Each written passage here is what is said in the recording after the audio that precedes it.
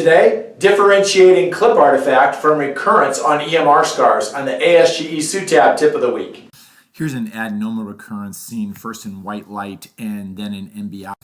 Identifying recurrences on EMR scars is going to require PIP pattern analysis. And just as when we looked at the previous EMR report to help determine the location of the scar, so we want to look at the previous pathology report to determine if the lesion was adenomatous or serrated, because we're going to be looking for different types of pits depending on the original histology of the lesion. And I have occasionally, in biopsying EMR scars after removing an adenoma, gotten a report back of hyperplastic polyp, and I don't know what that means. I usually ignore it. I suppose if it came back as sessile serrated lesion, which I can't recall happening, I would go to the pathologist and try to figure out what's going on. But we expect the recurrence to be of the same histology, obviously, as the original lesion.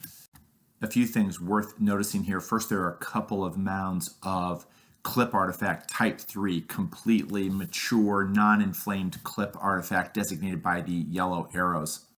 And the pits that are on this type 3 clip artifact, non-inflamed clip artifact, are the normal tiny white pits of colonic mucosa. They're identical to this normal fold that's seen in the upper left of the image and marked with the red arrows. It's also worth noting again that the pits within the scar, and you can see part of the scar below the white line, are uniform in size and spacing, but they're somewhat different than the normal pits in that they're a bit bigger. And again, we're going to see variable patterns depending on the phase of healing, the amount of inflammation in the base of the scar that are somewhat different from normal, but don't represent neoplasia. And then finally, of course, is the recurrence itself, which is now designated within this purple line. And we apply our PIP pattern analysis. We can see that this has nice 2 features, Kudo 3L, maybe some Kudo 4 if you prefer Kudo. But basically, in NBI, it is brown in color, then more brown than the surrounding tissue. That brown is the result of blood vessels. All of the brown lines within that purple circle are blood vessels. They are surrounding white structures that are long and tubular. This is obviously nice 2 or Kudo 3L. So this is the recurrence and it's the target.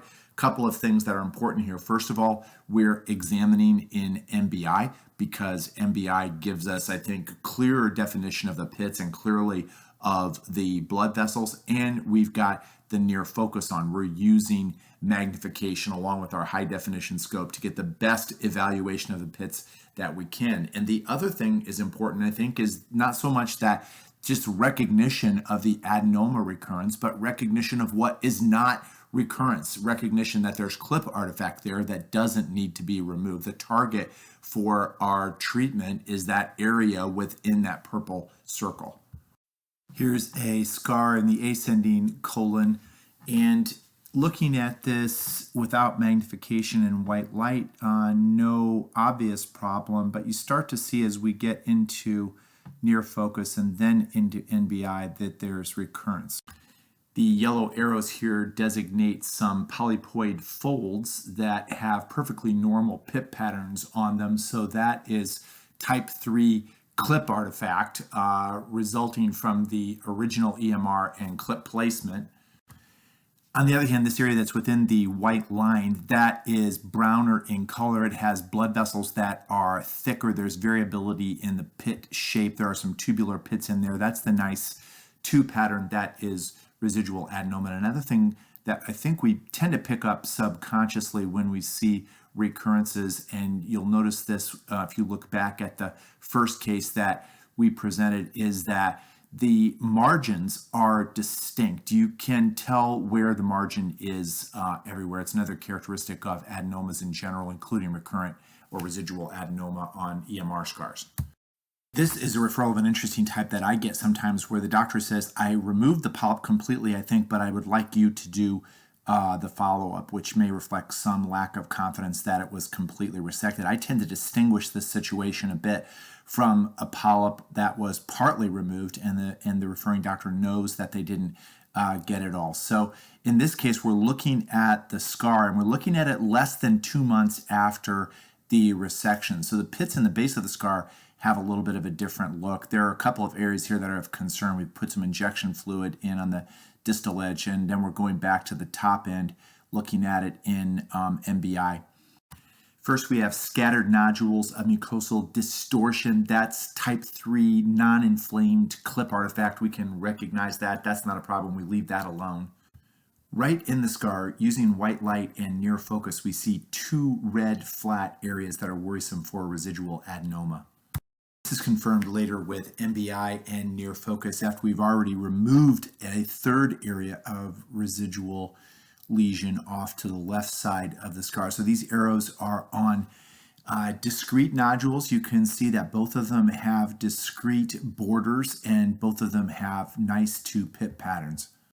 This is the left-hand edge of the scar, and there's an area of concern. Looks a little bit red in white light, surrounded by the black line. Notice also the texture difference in the scar itself at this stage, less than 2 months of follow-up compared to most of the scars that we have seen, which have been at 6 months of follow-up. So the yellow arrows are pointing to that. Looks very different at this point in time. And again, I point out that recognizing that the scar itself at different phases of healing has a texture change, a pit pattern that's different than normal, but also different than neoplastic change.